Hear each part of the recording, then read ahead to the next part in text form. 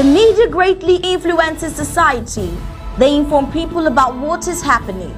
It permeates people's lives by creating their own criteria and opinions. In this way, the media moves the masses, creating different social movements. For over 60 years, the people of Ambazonia were deprived of such privileges.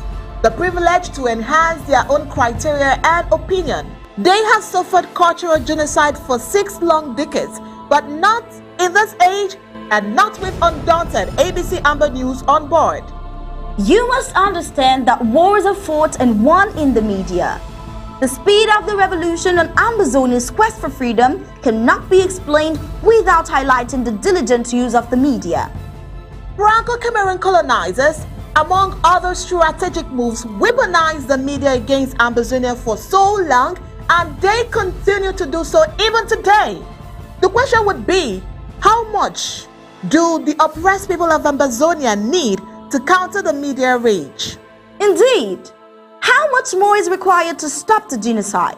The carnage in Ambazonia didn't start today. In 1961, 1972, 1984, and 1992, Ambazonians were slaughtered in huge numbers and help was not forthcoming. Why? Because the oppressor was the piper in the media. The good news is we have what it takes to dictate the pace. Right now, ABC Amba TV is taking advantage of the wonders of multimedia aggressively to inform the misinformed and disinformed with Undaunted and other revolutionary programs bringing it to the news untold stories. Most importantly, to win the media war by taking ABC Amba TV into every multimedia platform. In a word, where the importance of storytelling can never be overemphasized, Ambazonians has to tell her own story, not the other way round. And like we say it always, Ambazonia must narrate her story accurately. We can do this together, you know, right? You are just a click away. Visit our website at www.abcambatv.com, and the steps are quite simple. With just a click on the website, you can become a club member with so many benefits. You can also make a one-time donation, advertise and showcase your goods and services at the marketplace on the website. That was easy, right? You're welcome on board. And thank you for opting for the winning team.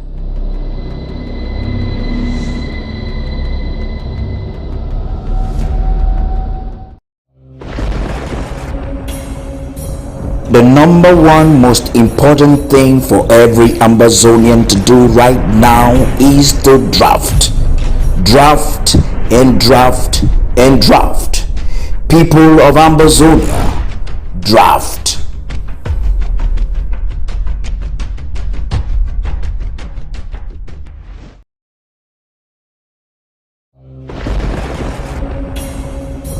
The number one most important thing for every Ambazonian to do right now is to draft. Draft and draft and draft. People of Ambazonia, draft.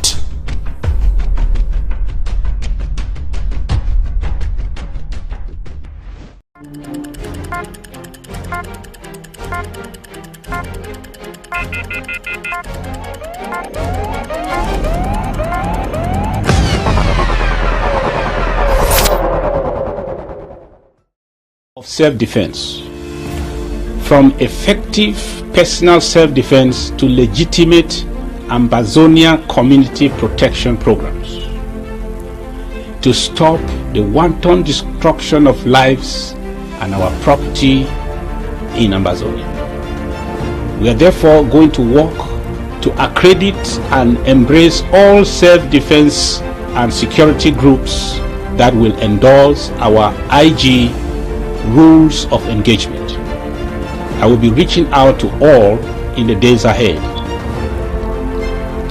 I hereby wish to extend an olive branch to all movements and our able activists in this struggle to bring in their best contributions on my table, and let's serve our great country now together more than ever before. I will be giving all Ambazonians a direct hotline to send in their suggestions. We need to fund the struggle now. Our brothers and sisters on ground zero are paying for the war with their blood. We must sell our jewels and deny ourselves every comfort to pay for our freedom with our last might.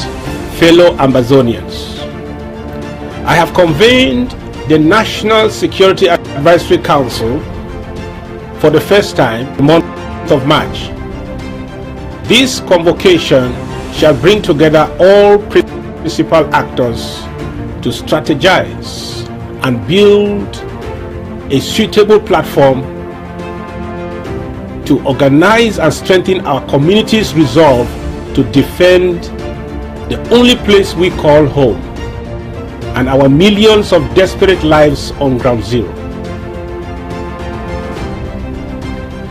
Every inch of British Southern Cameroons shall be free.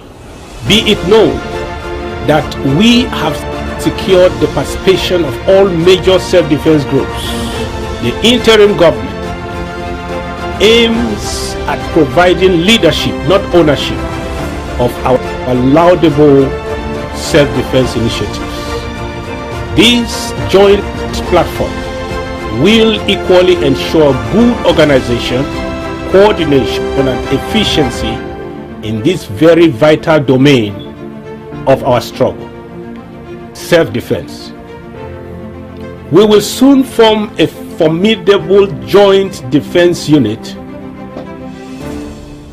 with all major factions to confront the enemy as one man.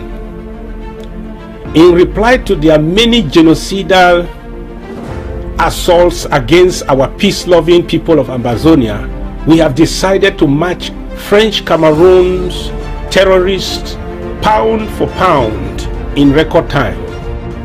We can no longer sit and wait for our villages to be burnt down by Bia's barbaric army or our youth killed or maimed at random by bloodthirsty and trigger-happy terrorist soldiers.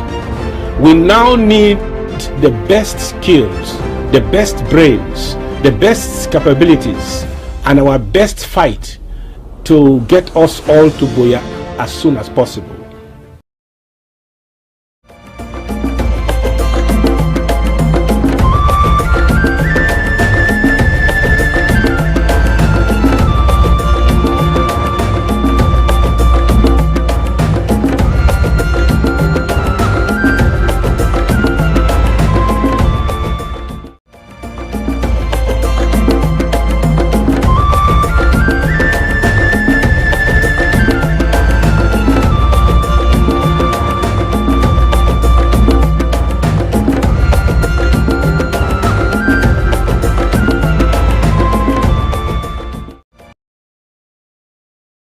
Welcome to the Undaunted Weekly Recap. This week on Undaunted, we started with the Ukrainian war, expanded on how the West, that is the US, liaises with its European allies to fix Russian oil prices. And we asked, would a price cap on Russian oil help curb its revenue? We also asked what the exact objectives of the US and its Western allies. We needed to find out if these moves will intimidate Putin. We also needed to find out if it will provide a solution or worsen the situation. Meanwhile, we also told you that the Turkish leader, ahead of his re-election bid, plans to attack Syria. What could possibly be the consequences? These are some of the pertinent questions we asked as we look forward and look around the world. I am Onyi Opala, and as always, I have my co-anchor on tonight's news recap with Star Smart. Good evening, Onyi. Let's examine again the scheme of the West that is affecting the global economy so greatly. The question we asked and still asking is, will the price cap on Russian oil help curb its revenue? It may seem great to pay for Russian oil cheaply, but wait until we process the intricacies. We told you on Monday that the US is discussing with its European allies a price cap on Russian oil. The goal is to keep Russian oil flowing into international markets but curb budget revenues from it to discourage Russia from continuing the war in Ukraine. Theoretically, the situation is not different to wanting to eat your cake and have it too. On the one hand, both the US and Europe, suffering the most severe consequences of sanction action so far, are aware that banning Russian oil from international markets would hurt them even more. On the other hand, paying for Russian oil at market prices is not a palatable option because oil and gas export revenues make up a solid portion of Russia's budget, and that budget includes defense spending, and much of that defense spending is going into what Russia calls a special military operation in Ukraine, which the West calls an unprovoked war. U.S. Treasury Secretary Janet Yellen put it rather bluntly earlier this week, and she says, "I think what we want to do is keep Russian oil flowing into the market to hold down global prices and try to avoid a spike that causes a worldwide recession and drives up oil prices." She said, as I quoted by the Wall Street Journal, "But absolutely, the objective is to limit the revenue going to Russia." One might wonder where the concept of the free market went to, but in truth, the concept of the free market has been quite dead for a while now. The question is whether the idea that the US and the EU have about an oil price cap would work. In other words, would Russia accept such a move is a question. According to common sense, it would hardly welcome the idea of having a price ceiling imposed on its export oil cargoes. According to the former chief economist of the European Bank for Reconstruction and Development, Sergei Guriev, he says, yes, Putin could refuse to sell oil at this price, but given that he is already desperate enough to sell to China and India at steep discounts, and today's energy prices far exceed production costs, this seems unlikely. Indeed, Russian oil is trading at a discount of some $30 or more to Brent crude. Whether there is desperation in the Russian oil equation is difficult to say if we put emotions and wishes aside. It is clear Russia knew it would have to redirect flows to Asia from Europe should the latter try to punish it for its actions in Ukraine, and it was prepared to do so. It is also clear, or at least it should be, that Russia cannot just redirect all the oil and fuel flows that currently go into Europe to India and China, at least not fast. What this suggests is that Russia may well be prepared to suffer some revenue pain while the redirection proceeds. You know what, Onyi? It is said that if you will find yourself in a pit, stop digging and start climbing, but it would appear the West hasn't learned any lessons after hijacking the Ukraine war.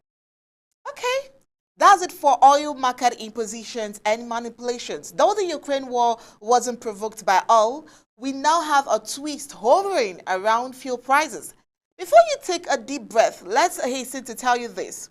Turkish President Recep Tayyip Erdogan has repeatedly said over the past few weeks that he is planning a major military operation to create a 30-kilometer deep buffer zone into Syria along Turkish border.